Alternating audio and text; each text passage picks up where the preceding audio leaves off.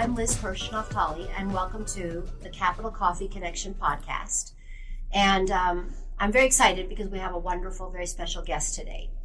One of the things that I've thought about is the study of the human genome and how really everybody on Earth is 99.6% the same in DNA. That means there's a very little difference. And one of the reasons why we're doing this podcast is to kind of discover what our differences are, and they're very small, but how we actually can come together as opposed to being torn apart by those differences.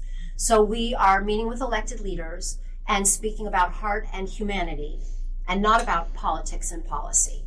The leader who I am speaking with today, she's a mother, she's a grandmother, and one of the things that she has said, and I'm going to just read it, which is who she is, my vision for the future always centers around our children. So anytime anyone asks me, what are the three most important issues facing the Congress, I say the same thing. Our children, our children, our children. And that is my way of introducing Speaker Nancy Pelosi, who is the congressperson from San Francisco, California 11. And she was also is the first woman speaker 2 times, 2007, 2018. And I just want to say thank you for being here. And really thank you because while we're not talking about politics and policy, the work that you've done is really about our children and our future. Well, I appreciate your saying that, and it's lovely to be with you because of our shared values about family. You have a lovely, large family as well, and I have 5 children, 9 grandchildren, and it always bothered me that 1 in 5 children in America lived in poverty, went to sleep hungry at night. And that's how I got from having my own 5 children, my husband and I, from kitchen to Congress, from housewife to House Speaker for the children. Yeah. I wanted to just to go back a little bit and just because you also are from a large family. Yes. And everybody knows your story, that your father was the mayor, your father was a leader, your mother was a leader at home, but was really quietly doing a lot of the leading and doing amazing work. I was wondering if you could talk, and you were the youngest and the only girl. Right. And I just wonder if you could share 1 or 2 stories, things that you, when you think back, that were just special about your family and your family together. Not so much about exactly about the politics, but just what it meant to be part of that family as a little girl. Well, it's interesting because my father was, when I was born, he was in Congress for a long time. Then he was mayor my whole life from first grade to when I was in college. He was still mayor of Baltimore. My brother was mayor. But in terms of my parents, when we walked into our home, it was mom and dad. It wasn't about politics or anything else. And so we were a big Italian Catholic family. I always say I was born into a family that was devoutly Catholic,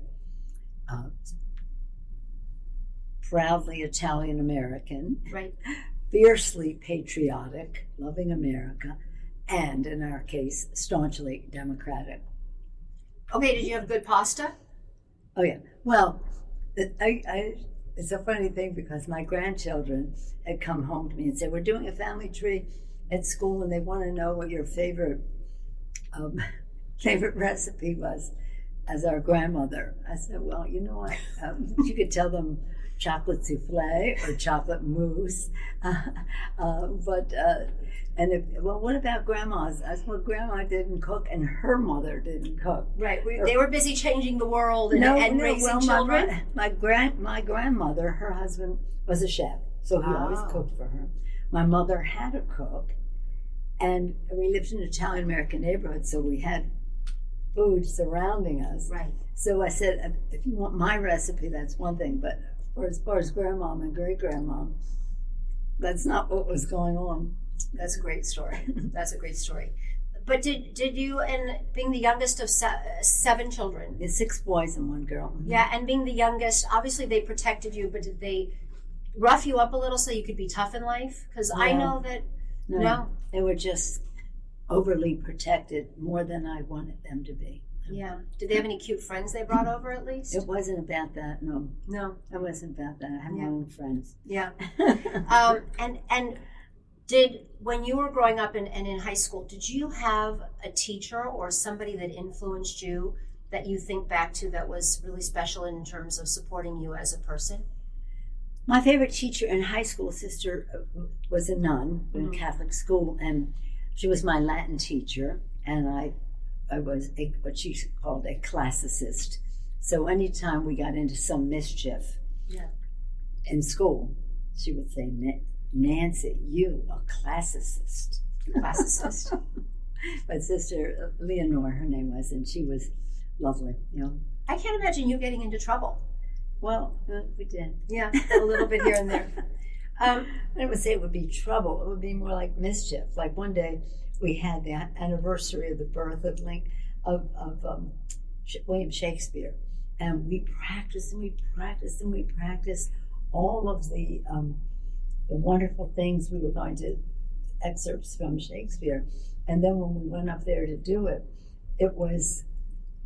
we just started laughing, where the bee sucks, there suck I, and that kind of all these different things that all of a sudden didn't strike us as funny before, but they did that day. Right. That was being called. That was being in mischief. That was fair. Mischief. Yeah. And in a Catholic school, I'm assuming it was pretty strict. Oh yeah, it was, but it was okay. It was what we knew. It was what we knew. Now, I was in Catholic school for everything, including college, and we were all about values. Yeah. And it was about, we believed that every person had a spark of divinity in them, and that they should be treated with respect for that reason. And when I started serving with John Lewis, whom I served with for over 30 years in the Congress, he would always talk about the spark of divinity that was bonding for us, that you had to treat people with respect, no matter how down and out they might be or something. You had to find a place to respect. Yeah, and also how different they might be, and yet not be that different in the end. Well, that's right, as you said in your opening. And that's what's so sad about what's happening in war and troubles that we have, is that we have to respect everyone, but we also have to strive for peace and do so in a way that, like I tell the story about Israel, and I was just telling somebody this story this morning. I went to Israel when I was speaker. I went before I was speaker, but when I went as speaker, I went and visited the Hadassah hospital there. And they told me that the day before, whatever, there had been some violence between Israeli and Palestinian people. And the people from Hadassah treated them both the same. Absolutely. With respect. And they said, well, of course, we treated them with respect. Not that we were also Palestinian. We treated the Palestinian with respect because we were Jewish. And that beautiful thing, we don't treat them just because they're the same as we are. We treat them because of who we are. And I love that. I always love that story. And right now it holds a lot of value throughout our world and in certain locations very strongly. Yeah. I also believe that faith, while you are in the elected world and you're a political person, I actually do believe that faith is so important in terms of how you look at the work you do and how you treat people. And unfortunately, I think for a lot, faith has been pushed aside because it's not as, people are a little bit intimidated to bring out their faith. And that's one of the things that I've kind of learned in these conversations, especially a lot of the new members. They have spoken, they are very proud of their faith, and they are not coming in with a shield, and they're coming in and having that be who they are. Yeah. And I think that's really beautiful. It is, and I think more and more people are finding a sense of community with other people, and we encourage people to speak more openly and more freely about faith. So much we speak so much in our Catholic faith about, and many Christians as well, and it's shared by our friends in the Jewish community and other communities. The Gospel of Matthew, when I was hungry, you fed me. When I was homeless, you sheltered me. When I was naked, you clothed me. When I was in prison, you visited me. And so I always say, when these other people talk about how religious they are, I say, well, it seems to me you pray in church on Sunday and pray on people the rest of the week because you're not living your faith. No, you're just spreading doctrine and talking, but not putting it as. But when we come together, and of course we've had Buddhists, we have Muslim, of course we have Christian, Jews, all that, Catholics and the rest. But we, just to your point, there's much more that we all have in common as people of faith than you might expect. Yeah. And in terms of like your grandkids, how do you, what kind of things do they, obviously they don't learn from you cooking, but I know you're very close. Well, I can cook. Just not recipes from handed down, not recipes from the old country. Right. But you give them a lot of love and you give them a lot of support. And I can only imagine you have 5 kids and then how many grandkids? 9 going on 10. Okay, so 10 grandkids, 9 that you still, that you're currently. How do you balance it? Do you like WhatsApp them all? Like, how do you get in touch with everybody? Because I know you have a special relationship with each one. That's right, with each one. They are just precious to us. When we had 5 children in 6 years in 1 week, we thought we Which is like having having twins right after each other or triplets or something. 2 sets of triplets. We thought that were entitled to grandchildren. And it wasn't happening. We're entitled to grandchildren. And then one of our daughters who lives in Texas, she called and said, Jacqueline, Mom and Dad, you're getting a grand puppy. That was not what I was looking for. And then finally, in their own good time, we had these grandchildren. But we forgot to pray. When we were praying for grandchildren, we forgot to pray that they live down the street. 3 are in Texas, 2 are in Arizona, 2 are in New York. Now finally we have 2 in California. And then my friends, I see them, they have them right around the corner, I know. Nearby. But nonetheless, we're just thrilled to have them. And we just love them in every possible way and relate to them individually. Yeah. And at least you are traveling, so it's probably kind of fun in some ways, like you end up in a city where a grandkid is and they come and they embrace you, and that's a beautiful thing. I spoke to the World Affairs Council in Houston recently. I saw them there. Then, of course, Arizona is not even far from California, but we have some, shall we say, political events there from time to time. And New York, I'm there a lot. Do they just, and not personal things, but they'll just text you and say, I love you, and this is what happened, this is what I'm up to, which is checking in? Yeah, we do. Yeah, it's kind of nice. It's beautiful. Again, as they say, the grandparents and the grandchildren have a common, I don't want to say opponent, I understand. But we conspire against their parents, Yes, and both sides find pleasure in it, and it's correct. It's the way it's supposed to be. So I wanted to just ask a little bit, when you were raising these 5 children that were born in, without a break. 4 in New York, and then 1 in California. How did you juggle it? Because, there's only 2 hands. I had a lot of kids, but my kids were spread out. Yours were, all little. Yeah. But when we lived in New York, in Manhattan, you can get 4 people in a cab. Right. So when we had the 5th, and now these are little, the oldest is 2, 1 baby, we would have a sneak in a cab with the 5th person. That was a problem. Then they started going out on the street when they were 3 years old. Taxi, we need 2. You were sending them out to get the taxis ready. Well, no, they would take it upon themselves. We'd all be out together. But it's just really a joy. It was, I don't know, it was a lot. When you have 5 children in 6 years in 1 week, you get so much energy that you're not even thinking. I mean, some days I didn't even wash my face because I didn't have any. Listen, I heard you even drove him to school in pajamas, which I've done before. So there's just days where you just do that. Yeah. Then you come home and take care of yourself. When my mother visited us, my father and mother visited us in California from Baltimore, where I'm from.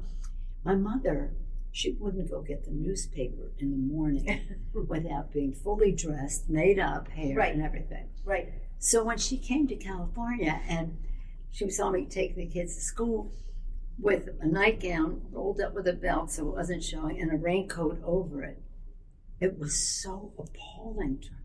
What are you doing? You're going out in a nightgown and a raincoat? No, nothing. So it was different times. Yeah. and your kids also, I understand, folded their own laundry and did laundry, and everyone chipped in and helped, which is like a beautiful thing. And then later, when I became more of a volunteer in politics, they were two things. One, they'd sing songs like, "He's got the whole world in his hands. He's got the stuffers and the sealers." Yeah. In those days, you did mail, and they would prepare the hors d'oeuvres and serve them at political receptions and things like that. Yeah. Listen, I think that those are the times when they didn't have a phone, they weren't focused on that, and they were very present in our lives. And I saw the generation of getting a phone to not getting a phone in my own kids, and it, Well, I see it in my grandkids now. The phone thing. Yeah. Phone thing. So but anyway. Yeah, it's all interesting, and right now I just have a few of these like rapid questions, which are kind of a nice way to get to know a few things about you, and you can answer with one word or explain it, but they're just common questions that I've asked different elected leaders. And the first one is, what is your favorite sound?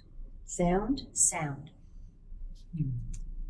Well, I was thinking today that the voice of my grandchildren, like if I wanted to remember something, a poem or a phone number, I would just have my grandchild tell me. And anything I heard in their voice, his or her voice, I would remember. That's beautiful. The voice of my grandchildren. Yeah, it's peaceful. It feels good. Favorite color?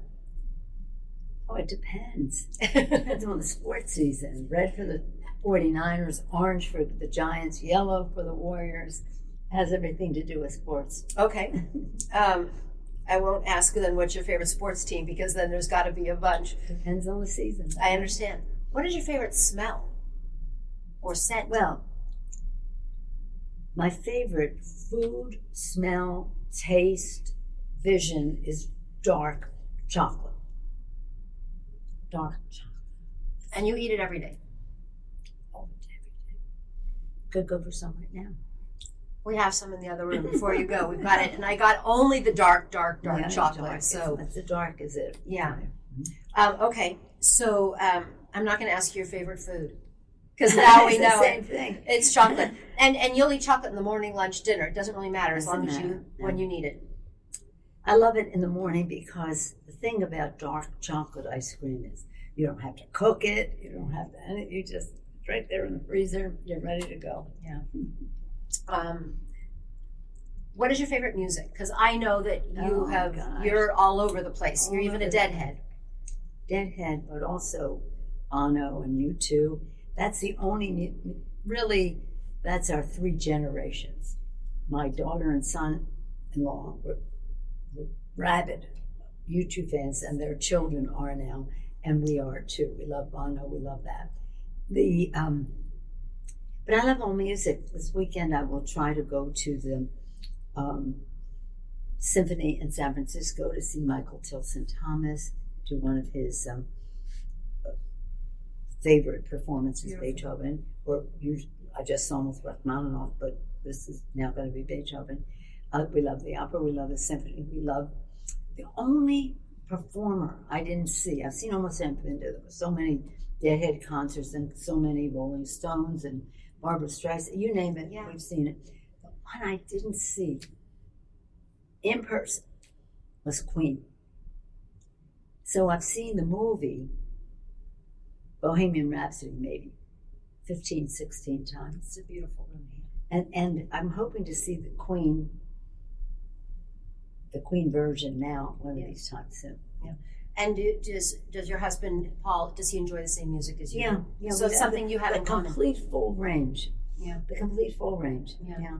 When I grew up, a reporter asked me one time, "Do you stand in the way of your children certain music that you don't like them to listen to?" I said, "Why would I do that? Why would I do that?" When I was growing up, it was Elvis Presley. If my parents ever told me I couldn't see, watch, listen to Elvis Presley, maybe they wouldn't dare. Now, that was a big change. But he was also bold back then. He was a bold performer. Oh, my God. He was out of the comfort zone. Oh, no, he shaking his body. You know, the whole thing. And it was quite different than the music they were listening. But they always, opera was always big, and ballads, and Frank Sinatra, all that, Tony Bennett, all that. And Tony up until now, until recently. But so I said, no, I would never stand in the way of any music they would like to listen to, nor would my parents have stood in my way for Elvis. Yeah, no, it's nice. And I think music is, and we have discussed this, how important music is for our souls and for bringing people together and for enjoying life. Well, as with everything, you said it so well. Music does bring us together. The arts bring us together. Yeah. We can enjoy, we can laugh, we can cry, we can be inspired together and forget our differences and find our common ground. Yeah. So this is an interesting one, which I think people think of you being Speaker Pelosi and being this really powerful, incredible, and very strong person, which you are. But my question is, what do you believe is your superpower? Well, now, we already talked about it. That would be family, love of family, strength from family I grew up in. Yes, family I have, and now to see my own children be wonderful parents, that's a beautiful thing. Now, that's it. That's everything. One time, when I was a new member of Congress, some young women came up to me and they said, "We want to be like you." And I said, "What, a mom?" And they said, "No, a member of Congress." I said, "Well, that's interesting. But there's nothing like having a baby." Yeah, no, I agree. I always find it interesting when people say, "Oh, I'm never going to have another baby again," and then right after they've had a child, but like they're pregnant pretty quickly afterwards because it's really the most blessed thing. It's the most glorious thing. Yeah. It really is. Yeah. It is. So family, I would say, is my inspiration, my strength, my joy. Yeah. And I also wonder if there is something like advice that you give to young people, because yes, being a mom, but advice just about life, because as we get older, and I find myself now in a place where people come to me for advice, but what is the advice you give to people, just in general? Well, I would like to hear the advice you give to people, because you're in a whole generation from me down, giving advice. So I watch you, I learn from you. What I do is I actually, especially with women and young women, is to be yourself early on. And not let people beat you up or let you not be yourself. Because my generation of women, which is, I think, grew up trying to just fit in, trying to make it all work. And then we kind of forgot to be ourselves. And I think this next generation is much better. Yeah. But that is something that if I could look back, I want my kids, and we talk about our kids being better, and I want my daughters and my sons to be in their 20s and 30s and figuring things out that took me maybe, till my 40s or 50s. Yeah, but your advice is the best. The best advice I ever received from anyone is what you just said from others years ago. Be yourself. Yeah. Those two words are key to everything. You are the only person who ever existed in the history of the world like you. And be true to that. Know your power of you. Your individuality and your authenticity. And I always say to young women, know why you might want to be involved in whatever it is, the private sector, why. Know your why, know what you care about in terms of your subject matter, and know how to get some things done, and you'll attract people to you. And it's a glorious thing, and nothing is more wholesome for the political process and governmental process and other things in military, business, whatever, than the fuller participation of women in the political and governmental process and in everything. And that's why we always say, when women succeed, America succeeds. Exactly. So we're sort of now at the end, and what I wanted to, and we've talked about it, but to sort of hone in, because this is the last question I've been asking electeds, and these electeds are different ages, they come from different backgrounds, and that's also one of the things that I'm hoping to do, is to show people the diversity of our leaders. Because so many times people go, oh, she's just a politician, or she's just a cutout, but really there's so many beautiful people, and they come from all different places and bring in their different perspectives, and immigrants from all over the world and different generations. But the one question, and everybody's had just different answers, but they're glorious, which is, what is your definition of joy?